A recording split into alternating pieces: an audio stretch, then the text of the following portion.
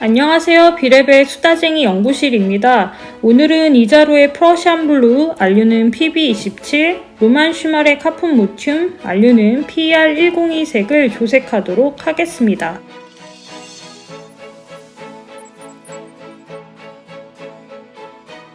카폰 모튬, 이름이 좀 생소하시죠? 카폰 모튬은 죽은 자의 머리, 즉 해골을 의미하는 말인데요.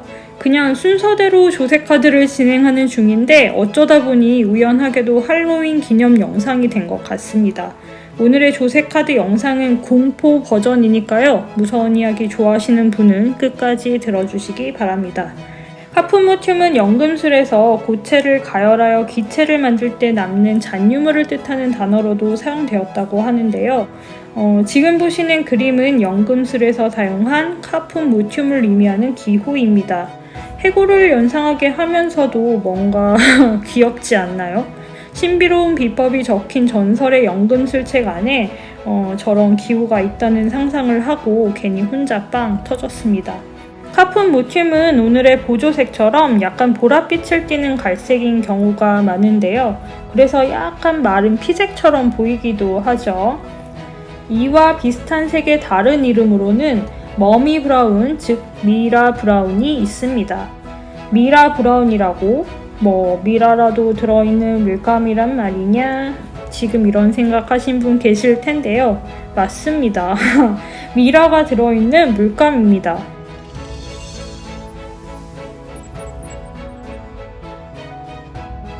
예전에 카민색에 대한 영상에서 아름다운 붉은색을 얻기 위해 연지벌레를 갈아서 만든 안료가 있다는 말씀을 드렸잖아요. 안료를 얻기 위해 벌레도 갈았지만 사실 사람도 갈았습니다. 사람이라기보다는 시체이지만요. 아름다움을 소유하기 위한 인간의 탐욕은 정말 상상을 초월하죠.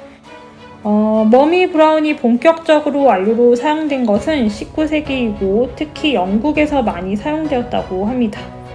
사실 미라는 그 전부터 안료 이외에도 일종의 만병통치약으로 이용이 되었다고 하는데요. 상처가 나면 미라 가루를 바르고 배가 아야야 하면 미라 가루를 먹었다고 합니다. 아이고야. 17세기부터는 미라가 장식품용으로 유럽 전역에 팔려 나갔다고 하는데요.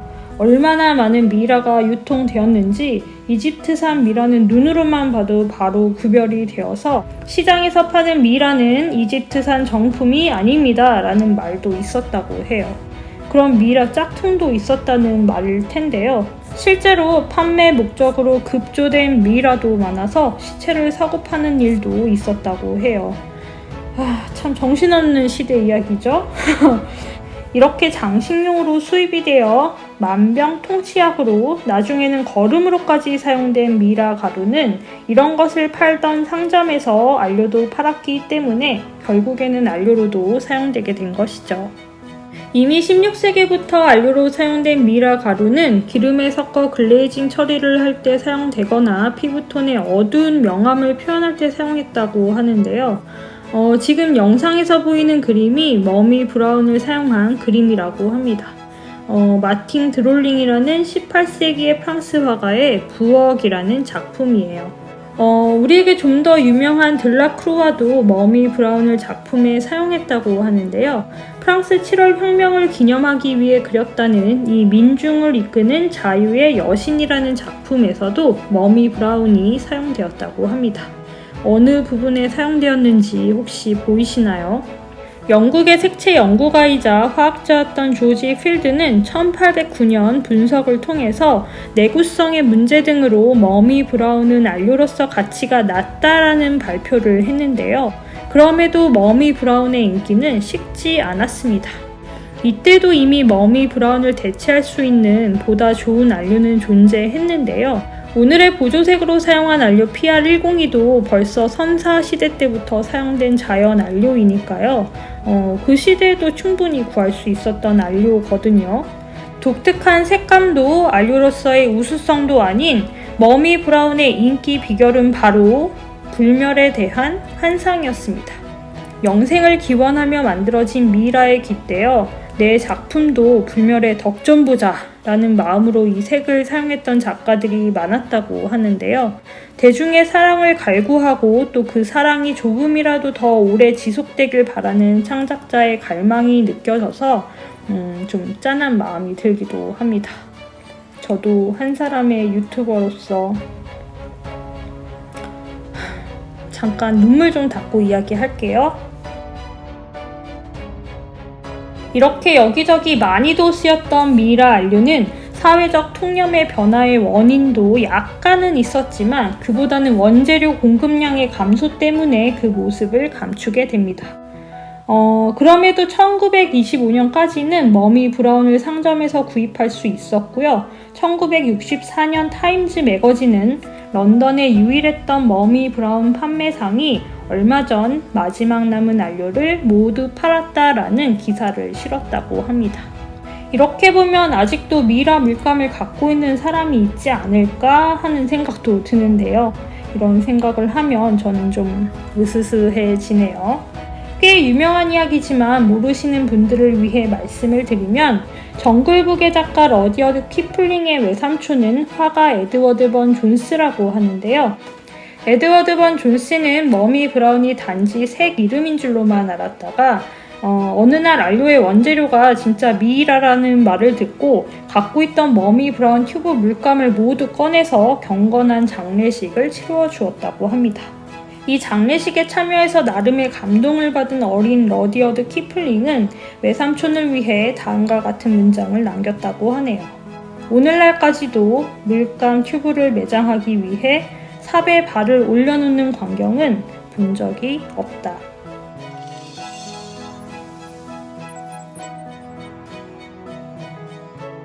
오늘 사용한 보조색의 안료 PR102는 내추럴 레드 아이언 옥사이드라는 이름의 자연 무기 안료입니다. 지난번에 PR101이 이 PR102를 합성해서 만든 안료예요. 오렌지색부터 붉은색, 자주색까지 다양한 색을 만들 수 있고 투명도도 아주 투명한 색부터 불투명한 색까지 만드는 안료입니다. 내광성은 우수하고 독성은 없다고 하네요. PR101처럼 이 PR102도 카폰 모튬을 포함해서 베네치안 레드, 인디언 레드, 그리고 막스 브라운 등의 색을 만들 수 있습니다.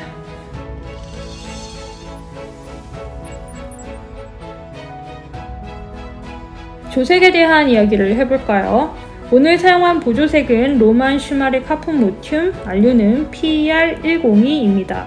로만 슈마르는 폴란드의 물감 회사예요. 로만 슈마르 카폰 모튬은 반투명하고 내광성이 좋으며 착색이 잘 되는 특징이 있습니다. 이 색을 조금 더 자세하게 분석한 영상이 따로 있으니까요. 이 색에 대해 더 자세히 알고 싶으신 분이 계시다면 그 영상을 참고해 보시기 바랍니다. 영상 말미에 참고 영상으로 올려둘게요. 일반적인 카폰 모튬에 비해 로만 슈마르의 물감이 갖고 있는 특이한 점은 바로 이중색입니다. 보랏빛이 도는 갈색 중간중간에 보이는 까만색 때문에 이중색으로 보이는데요. 이 까만색은 일종의 철가루입니다. 안료 PR102는 안료의 굵기나 안료 결정의 단면 형태를 변화시키면서 다양한 색과 투명도를 만들 수 있다고 하는데요. 이러한 성질을 잘 이용한 아주 독특한 색인 것 같습니다. 조색이 된 색에서도 그 부분이 잘 드러나죠. PR102로 만들어진 색은 아주 미세한 그래뉼 현상도 보여주는데요. 그래서 발색이 좀 약하지만 핑크기가 더 많이 돌고 그래뉼 현상을 잘 보여주는 포터스 핑크를 대신해서 조색에 사용해도 좋은 안료입니다. 다만 포터스 핑크에 비하면 발색이 너무 잘 되는 편이니까요. 양 조절에는 좀 더 신경을 써서 사용하시길 권장합니다.